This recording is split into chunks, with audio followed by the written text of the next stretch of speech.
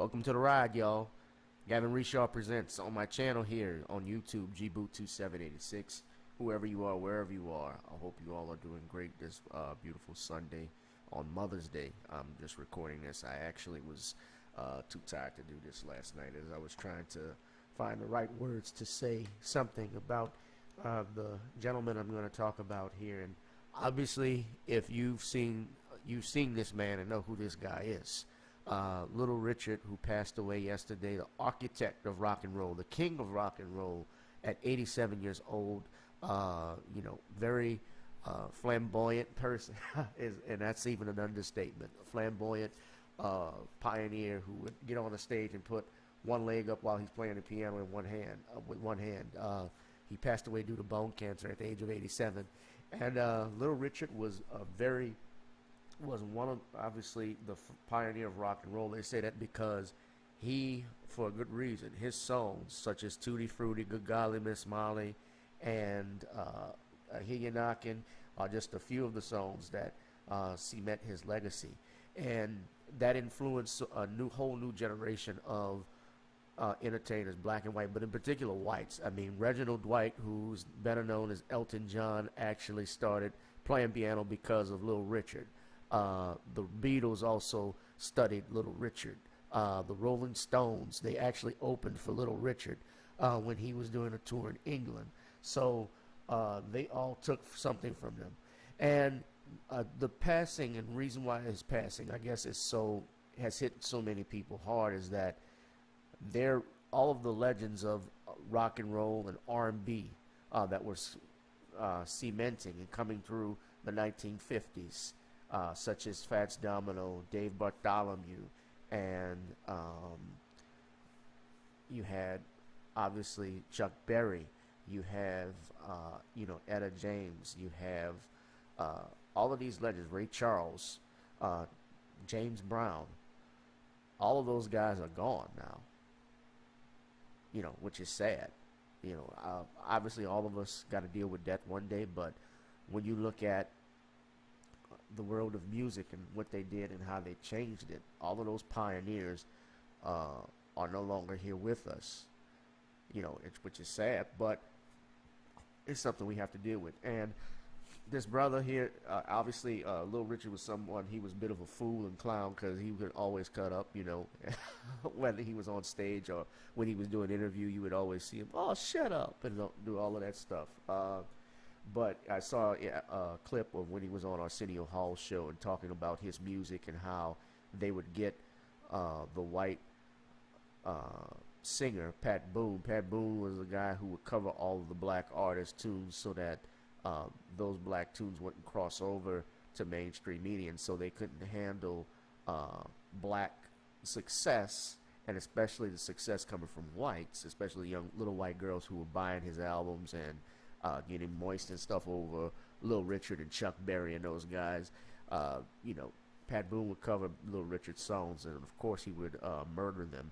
But actually, he and Pat Boone, I read, became close friends later on in the years. But Little Richard here, this is a picture of him being honored by the Louisiana Music Hall of Fame. He was actually performing a concert for Fats Domino. It was called The Domino Effect, and it was about raising monies, I believe, for Louisiana residents affected by Hurricane Katrina, if I'm not mistaken. And Fats Domino, of course, who passed away in 2017.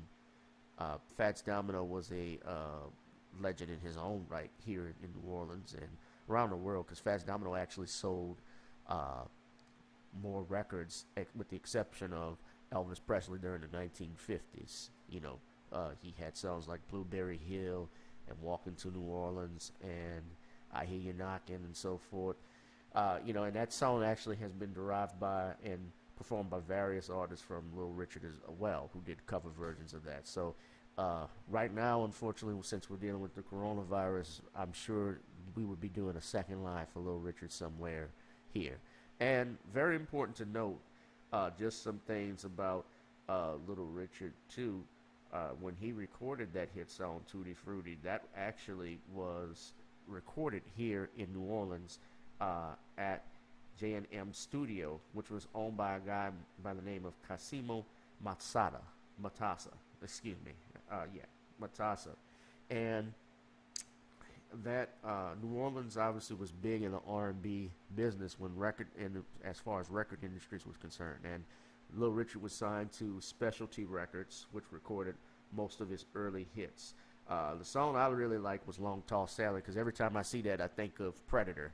That scene where they're in the helicopter getting ready to drop in the jungle and so forth, and that song is playing. Everybody thinks of that. So I'm going to be watching Predator today in tribute to Little Richard. But just a little note, his song Tutti Frutti is considered number one as the top 100 records that changed the world, and hailed the recording as the sound of birth of rock and roll.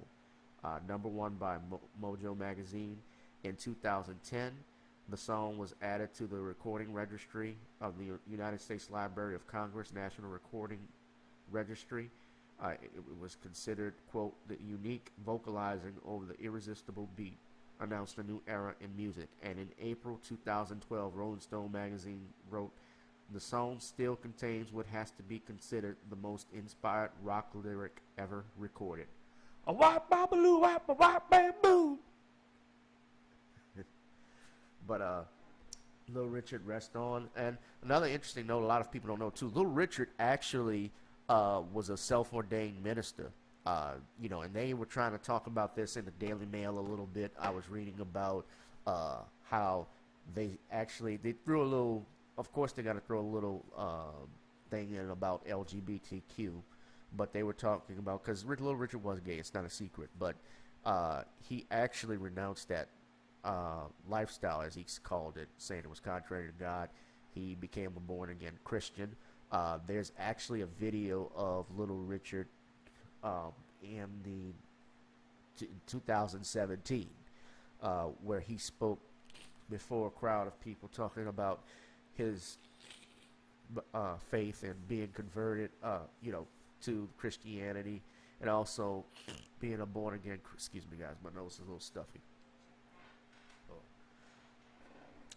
He became a born again Christian, and how he turned his life over to God. And he, of course, being ordained minister, he actually performed weddings. He actually ordained Demi Moore and Bruce Willis's wedding in Las Vegas in the 1980s. And if you remember, he had a big career resurgence in the 80s because he was on talk shows, he was on movies. He would do cameo appearances in movies in the 80s. And he also did commercials. And, of course, one of my favorite episodes of Martin, he was the pest exterminator that couldn't kill the mouse in Martin's apartment. And, of course, he's playing by the piano. Gina has him sit at her piano, and after he plays Tutti Frutti, she says, wow, you're pretty good. Good? That was excellent. I can't believe it. You always won't give me my credit. He always goes around letting people know that, because he was always doing that. I was the king of rock and roll. I built it. And of course, he even joke that if Elvis was the king, he was the queen, because they always want to give it to Elvis. But Elvis, even himself in 1969, met Little Richard and called him the greatest. Elvis, of course, took so much from black artists, black musicians. He basically sanitized it for white America, and took everything that black people were already doing but never got the credit for. And you had, of course, he had a black songwriter by the name of Otis Blackwell, who wrote 3 of his major hits, such as Don't Be Cruel, Love Me Tender, and also All Shook Up. So Otis Blackwell even died destitute and broke from writing those songs. And those songs are worth millions. A lot of people don't know that. But nevertheless, Little Richard, 87 years old, died of bone cancer. He'll be well missed. And of course, we can't forget this next brother here. This is Andre Harrell. Andre Harrell is the founder of Uptown Records. He basically helped in the late 80s and early 90s bridge the gap between R&B and hip-hop. discovering acts like Mary J. Blige, giving Diddy, that's his big thing. Diddy, his first big break in music, and Andre was only 59 years old, suffering from what they say was a heart attack or heart failure. I believe his ex-wife had stated that he had health problems. Both men, each Little Richard had one son. Mr. Harrell had one child, survived by those children and other family members. This brother here, I was just looking at his record as a producer.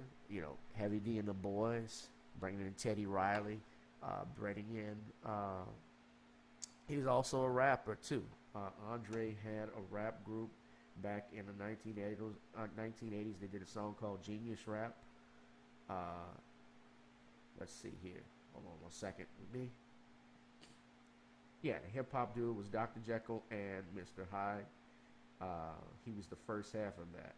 So he had a very extinguished career for almost 40 years now in music as a rapper, a songwriter, and producer. Giving Sean Combs his big break. He died in West Hollywood, California on Saturday. Let's see. He also met Russell, in 1983, he met Russell Simmons, who founded Def Jam Records. He went to work for Def Jam and within 2 years became vice president and general manager. After a few years working at Def Jam, Harrell left and founded his own label called Uptown Records, which, of course, as I just stated, he discovered Sean Puffy Combs. He also discovered Mary J. Blige. This is interesting. While she recorded an impromptu cover of Anita Baker's "Caught Up in a Rapture" at a local mall, and her mother's boyfriend at the time, later played the cassette for Jeff Reed, who was a recording artist and the A&R runner for Uptown Records. And of course, he gave it to Harrell, who met Blige, and she was signed to the label in 1989 and became the company's first female solo artist and youngest, for that matter. So, after which 1988, he got a deal with MCA Music Entertainment Group. He was offered that deal, and he had multiple successful releases in 1992. MCA offered Harrell a multimedia deal, which involved television and film production. So they developed New York Undercover. Wow, I didn't know that. And Strictly Business, which was a feature film. So New York Undercover, you guys remember back in the early 90s, 94, 98, through 1998 on Fox.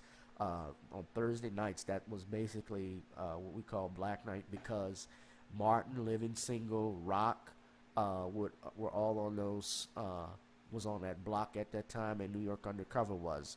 I think Living Color was added to that in its last year or so. It would do Thursday nights on, and Living Color would come on. This was when the Waynes weren't there. And I think Rock would also come on, because Rock was like 30 minutes, but New York Undercover was the last hour block show on there. So I think Andre was responsible for all of the music that came out for New York Undercover, especially at the end. And I mean, it was a great show. Anyone that remembers it, because they dealt with serious issues. They also blended it in with a hip-hop R&B feel that gave a lot of young artists, exposure, and even artists who had long careers had been past them. It gave them a chance to come back into the spotlight. So when they would go on to the end of, so when it would be there at the end of the show at the bar called Natalie's, if I'm not mistaken, they would show these artists. And I believe the owner of Natalie's for the first season was Gladys Knight, which was she played that character, which was very nice add and feel to it. He was also CEO of Motown Records and remained there until 1997. He also was a radio host. On Sunday nights, he hosted a show called Champagne and Bubbles. He was the vice chairman of Revolt, which was Diddy's multi-platform music network. And he was instrumental in launching the Revolt Music Conference in Miami, Florida at the Fontainebleau Hotel. So, Andre Harrell, 59 years old. Little Richard, 87 years old. May the souls of the faithful departed through the mercy of God. Rest in peace. Amen. That's it for me, guys. It's been another episode of GBoot 2786. I hope you all have a blessed day. Much love to these two brothers. Thank you.